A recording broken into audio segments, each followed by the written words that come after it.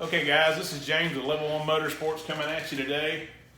I'm going to try to keep this really quick. It can be a complicated subject, so try to kind of follow along. I'm not going to be able to go over everything. You can go back, obviously, and watch the video over in case you missed something. If you have a particular question, you can put it in the comments, email me, DM me on one of our social media, whatever you want to do. But today we're going to talk about the economics of racing and how you can potentially race for a living. There's a lot of misconceptions out there as far as how to pull this off. So I'm going to try to plow through some of that stuff today. Okay, so first question. What's the most, let me back up for a second. If you're a guy that has a ton of money pushing you, your family has money, you have a huge sponsor already, anything like that at all, this isn't for you. This doesn't pertain to you. I would give you completely different advice. If you want to race as a hobby, let racing be your golf game, this video isn't for you. If you want to race for a hobby, that's fine. There's nothing wrong with that. Just, get in where you fit in and have fun. Even running with us, if that's the case, if it's something you just really want to try, we can even help with something like that. But most of our guys want to eventually get to the point where they can do this for a living. So, now, let's get started. What is the most important thing in racing as a business? A lot of people would say winning, running good, all that stuff. All those would be incorrect. Money is the most important thing in racing for a living, or getting to that point of racing for a living, racing as a business. Because without this, nothing else matters. And that's just the way it is. And I'll kind of go through some of this as we go along. But I've already broken this down basically into 3 levels. You have your entry level, which is parts, legends, street stocks, that kind of thing. Now, a lot of people would group the Saturday night level, would group these two together, but I kind of split them up because there's definitely a gap between them as far as competition level, experience, talent, money, that kind of thing. The next one is Saturday night level, which I would put in limited late models. They may not have all these classes where you live, that's okay. You can kind of figure out what we're doing here. NASCAR late model stocks, super late models, modifieds, sprint cars, main event type Saturday night cars. And I would also group in, I didn't put it here, but I would also group in regional touring. And I would group regional touring in as any kind of a touring late model series. I would even put K&N in this. K&N West, it's a big region, but it's still just a regional touring deal. K&N East, same thing. Even though they do cross-pollinate, it's a little bit of a mixture of a national level, which we'll talk about that in a second. But I would even put K&N in this deal.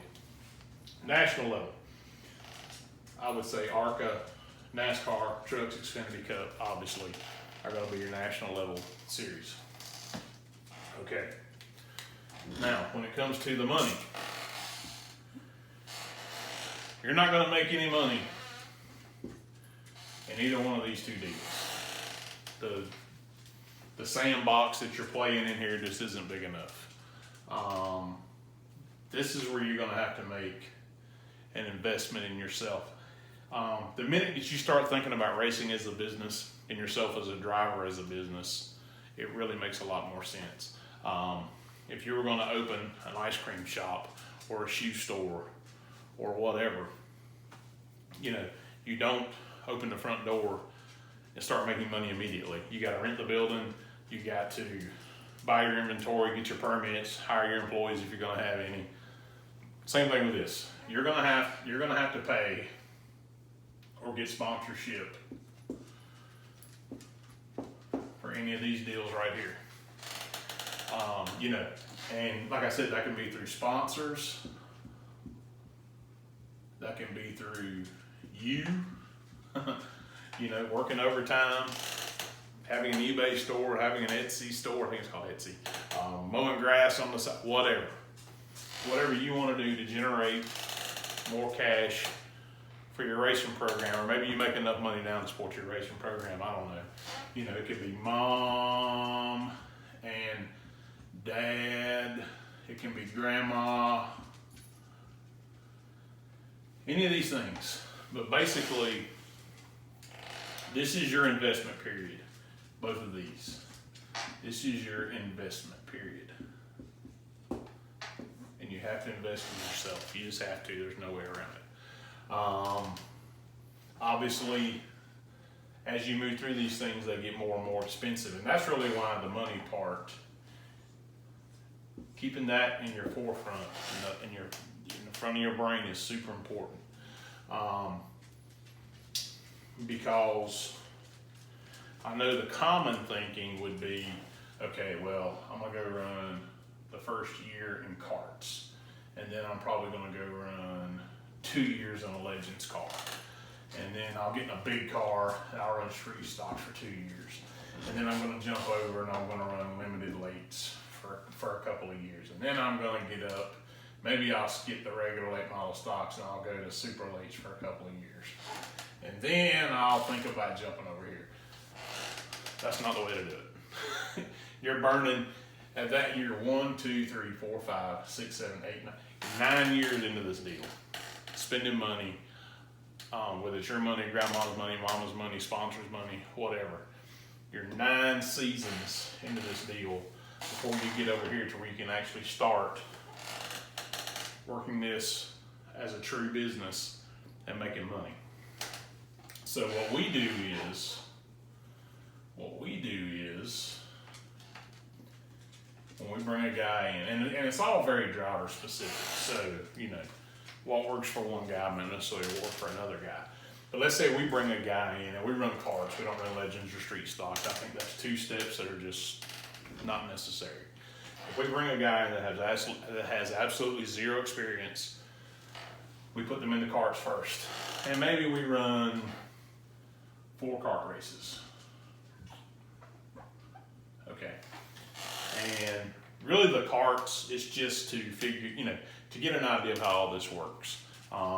Looking at the flags, the lights, how the race procedure is, working traffic, you passing people passing you, that kind of thing. That's really all we're looking for here.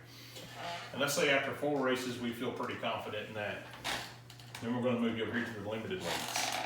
And then let's say, we run 4 to 8. Doesn't necessarily have to be these numbers. It can really be any number. But let's say we run 4 to 8 limited races. And then that's looking good. And there again, you don't have to go out and wax the field, set the world on fire, sit on the pole every time, win every race. You're just trying to get enough experience at this point to satisfy 2 things. One is the approval process, and 2 is sharpening your skills on the marketing side.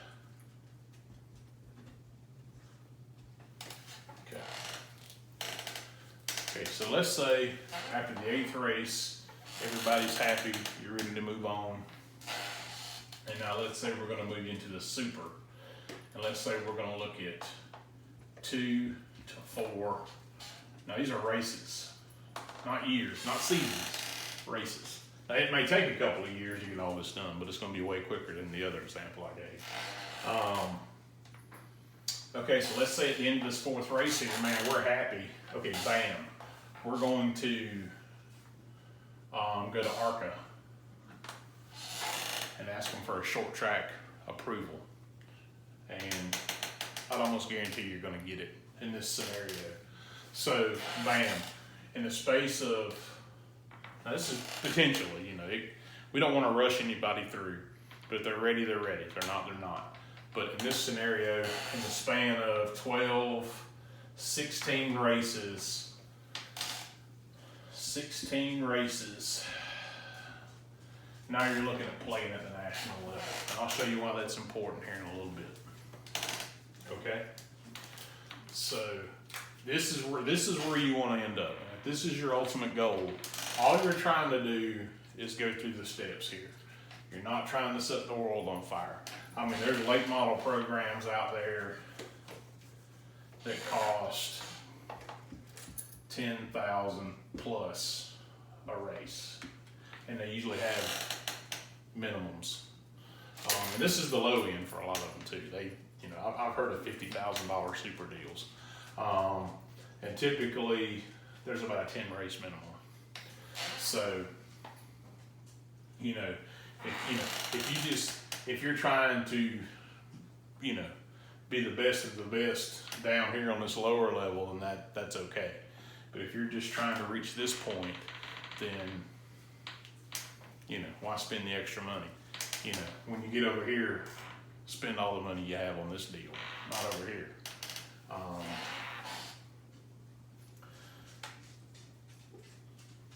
So like I said, you know, you just want to do the minimum you can on these two levels so that you can start looking at this level right here. Okay, now, up until now, remember, you're not really making any money. Even if somebody gives you 50% of the purse, you know, which is kind of unheard of. You know, a top five in a late model race, you know, it's going to be, I don't know, maybe $300 on a good night. 50% is almost unheard of, but let's say they do it. Oh, you're getting $150, which is okay. $150, $150. But we want to start looking at real money that can put you to doing this for a living. Okay. So has everybody got that so far? And I know I'm going to get questions. Well, what about this? What about that? What about dirt? What about the other thing? Look, this what we preach is getting from here to here as quickly as possible. If you want to, you know, fiddle fart around and run some of this and run some of that because you think it's cool, then that's fine. Just realize you're burning up resources while you're doing it. Oops. It's a really fancy set that we have here. And a really fancy production. Okay, now let's say, all right, you done pulled off every $100, $200, $500 sponsor you could. You mowed all the grass you can mow. You worked all the overtime you can work. You've drained Mamaw of all the money you can get out of her. And now you've moved up to the national level. National. Tell you what. Let's fix that. Lord, I best spell it right. It is. Looks like it. I'm kind of tired. It's been a long day so far. Okay. We're going to talk about, we'll start with the ARCA deal because it's going to be the easiest to get into, and it's going to be the easiest to get on major speedways.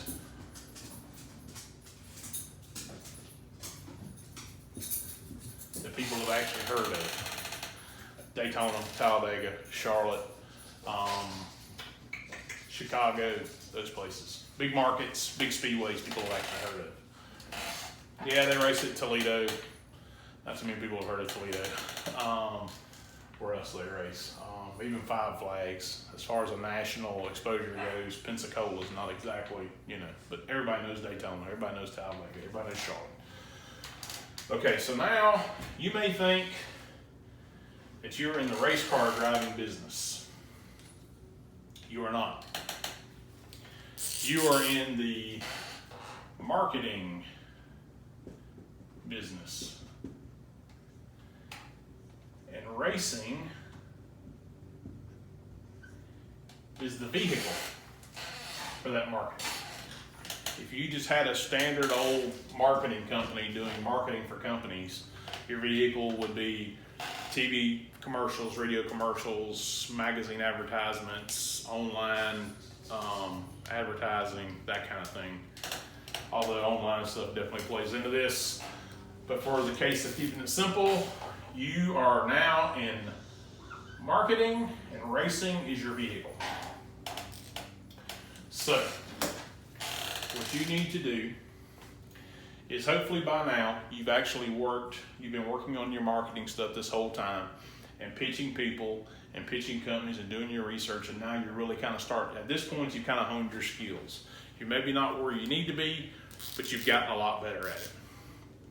Realize that even if it's a no from somebody, you got the experience of pitching them, and I'll guarantee you can pick 2 or 3 things out of that deal that you won't do next time, or that you'll change next time, or that you're going to want to add in next time. So, let's say you're going to go after your first big deal. Let's say it's 50 grand. Okay. Now, in the world of ARCA, $50,000 is not a lot of money. But if you can pull this $50,000 off, I guarantee you that you can go find a team, and you can probably tell them, hey, I've got a $50,000 deal. The typical sponsorship percentage for a driver, just so you know, is 10%. 15 maybe on the high side. But I mean, down here, using that formula, you'd only bank $5,000 out of this deal, which is fine. That's good. I mean, that's not bad. But you know, another $5,000 isn't going to change the effort of the team one way or the other that much. I almost guarantee that you can go out there and you can find an ARCA team that'll put you in a car somewhere other than Daytona and Talladega. Those 2 are the most expensive. You go to them and tell them, hey, I've got 50,000. I'm going to give you guys 40, and I want to keep 10 for my work of getting it. I just about guarantee you that you can make that happen. I would do that deal. If somebody came to me with $50,000 and wanted to do 2 ARCA races, I would do that deal. Now realize that an upfront running ARCA deal is about $2.2 million per season, or about $105,000 per race. So don't get lost in the hopes and dreams that you're going to go win races at $20,000 a race. You're not going to do it. But you should be able to get in a somewhat competitive car that'll run the whole race, that shouldn't have any mechanical issues, and you can get all the laps in it. Right now, that's still the most important thing, because your first deal is probably going to be on short tracks. So this is probably going to put you on 2 short tracks. Okay? And you're just trying to make ARCA happy to let you on a bigger speedway. Okay, so now, let's say that you pull that deal off. Okay. And now they're going to approve you for 1.5 miles, hopefully. And this is going to be one of the places that people have heard of. Oh, and by the way, ARCA has a pretty decent TV package. It's not great, it's not phenomenal, but it's pretty decent. A lot of the races are on FS1, especially at the bigger tracks, and MAV TV's got the rest of them, and MAV TV's coming on strong as a TV property as far as racing goes. So that's going to help with your pitch, by the way. Okay, so now let's say you go now you want to shoot for 100,000. That's what you want to shoot for, and you should be able to do this because now you're going to be able to look at bigger markets. You're going to be able to look at Charlotte. You're going to be able to look at Chicago. You're going to be able to look at, I think they run, well, okay, let's not do Kentucky. It's not a huge market. Iowa. Midwest. Okay. These are going to be tracks that people have actually heard of. Okay, so now you're going to go back to the team, probably the same team you worked with the first time, and say, hey, I've got $100,000 and I want to keep 20 of it. So that leaves us $80K. How many races on bigger speedways, at these bigger tracks, preferably that are on FS1 television, can we run for $80K? And by the way, if it didn't work out with the other team before, if you weren't happy with that deal, just find another team. I mean, there's lots of programs out there, but don't go to Venturini with this deal. I mean, they're gonna, they won't even let you buy them lunch for that kind of money. But I would do this deal, and I would sit down with the driver and talk to the driver and see what their expectations are. If they want to, and I only say that because you start looking at how many sets of tires you buy and how many people you bring and that sort of thing, and that eats up the money. If they want to run as good as they can on this money, I'd probably do 3 races. If they just want to get the laps in and keep moving forward, I'd do 4. I'd still do them for 20,000 if they're just looking at trying to get the races in. And ARCA with short fields and a couple of starting parks and things like that. I mean, I think most of the races this year had 20, 25 cars. So if you show up with even a halfway decent car and put some effort into it, you're probably going to get a top 15, even at 4 races. You might could get a little further up in the field depending, because there's probably 10 really good quality cars out there. But you can get a little bit deeper into the top 15 if you go down to 3 races. Okay, so now hopefully you've done all that in one season. It may have actually spread out by this point over a couple of seasons, because it takes a while. But okay, in this scenario, you've netted yourself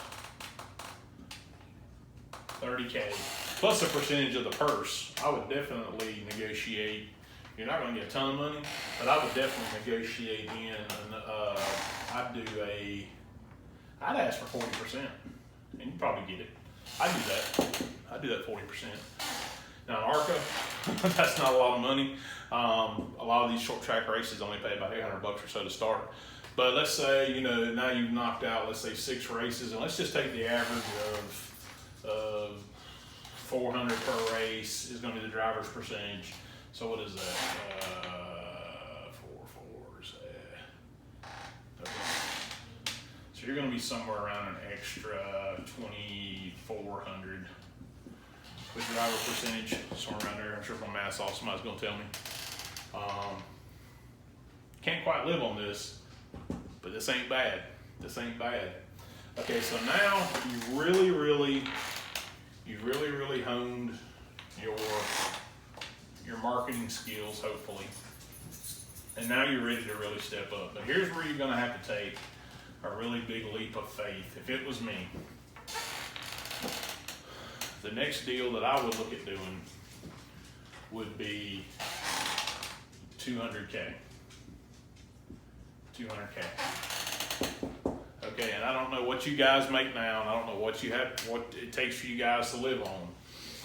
But the typical scenario for this would be 20,000 to the driver, plus probably 40% of the person. I would either go back to the same team or find a different team or whatever you want to do with this deal, and I would tell them, hey, look, I've got a 200K deal, $200,000 deal. I want 40,000 out of this.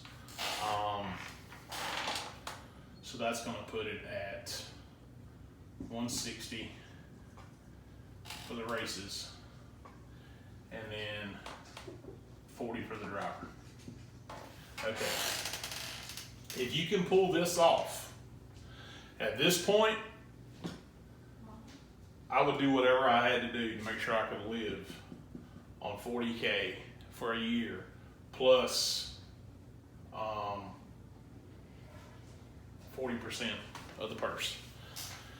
Because the minute that you can, and look, hey, this isn't for the faint of heart. This isn't for the non-gamblers out there. I'm just showing you an example of how to do it. This is what I would do if I was wanting to do this. If you want to keep working and just run as many races as you can and make side money, that's perfectly cool too. Okay? But let's say you pull that deal off. So now you've got 40K plus for the year to live on. Now you can race full time. Now you can look for money full time. You can market full time. You can get up in the morning at 8 o'clock and start banging out emails, phone calls, research, whatever you got to do, from 8 to 8, 8 to 10, 24 hours a day, however you want to do it, doesn't matter to me.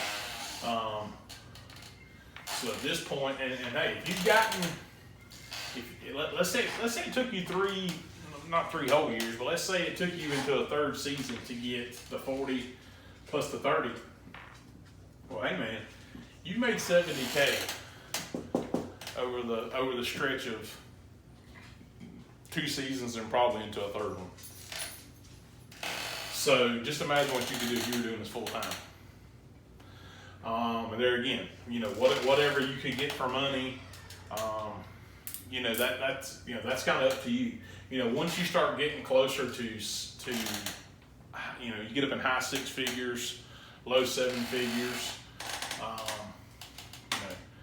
If you get $1 million, at this point, if you want to start getting in a pretty competitive car, you're going to have to lower the percentage that you get, because it's going to take more of this money to get in a really competitive ride. And at this point, you just got to decide what's more important to you. Your career and making money. Well, not necessarily your career, but making money as much as you possibly can, or getting in a more competitive car. Now, there's a lot of philosophies on that deal. I know what I would do, but I'll leave that for all you guys out there. But on $1 million, your standard 10% is going to net you 100K plus your 40%. And by the way, if you want to get in a pretty competitive car, if you want to get in a really competitive car, this is only going to buy you about half a season. About a half a season in ARCA. Okay. But now let's talk about something else. If I got anywhere near this, if I started getting above 250K, okay, I'd wave goodbye to ARCA. And as much as it pains me to say this, I would skip right over the truck deal and I would go straight to Xfinity and do the same thing. Go in there with this 250K deal, and normally driver percentage would be 25,000 on this. There again, just it depends on how many races you want to. You're not going to be in a competitive car at this point, but you can run more races the less you take.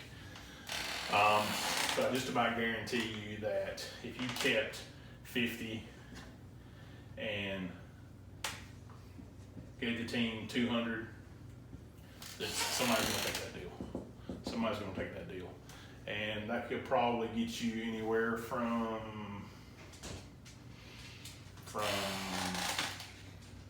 let's call it 6 races to 2 races, depending on how competitive you want to be.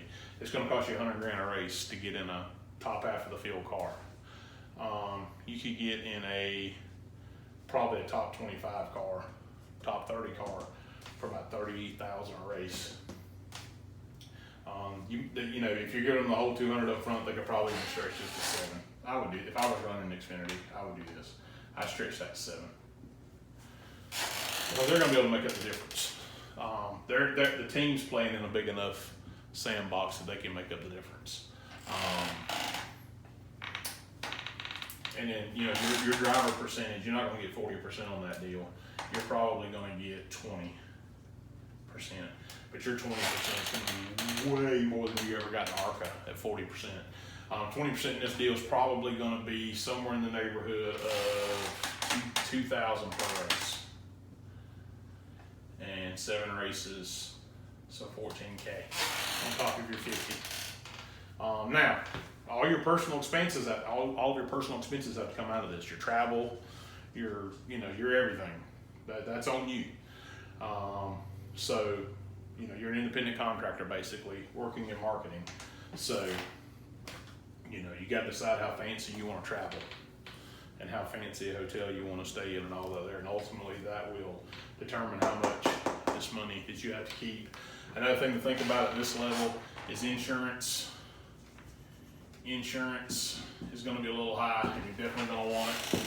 That's going to be a little high, but you know, at this stage of the game, if you can't do this for and live on that, then you know, I don't know what to tell you. And then you just build from this. You know, now you're in it. You know, pretty much anything more than this, pretty much anything more than 500K is going to be just how good you are as far as chasing money goes. All this gets you a seat at the table and gets you to racing for a living. Beyond that, you know, it's how hard do you want to work, how many races do you want to run versus how well you want to run, that kind of thing. All right, I think this went way longer than I really wanted it to, but once again, I went over a lot of stuff. If you didn't catch something, please go back and watch it again. If you have a particular question, hit me up. Email me, james.martin@1motorsports.com. DM me, shoot me a text, wrap some shit around a pigeon's leg and send it over. Whatever. I'll try my best to answer your question. Hopefully this helped. And just so you know, in our program, this whole thing that we just talked about is basically what we preach to our guys if they want to race for a living. So obviously it's a little more in depth and complicated than this. I just kind of hit the high spots. Yeah, there's a lot of contributing factors to all this. Like I said, what works for one guy may not work for another guy exactly, but this is a pretty good general roadmap to get you into the ball game. You might have crappy seats, but you'll be in the ball game. All right, thanks for watching, guys. I'll see you next time.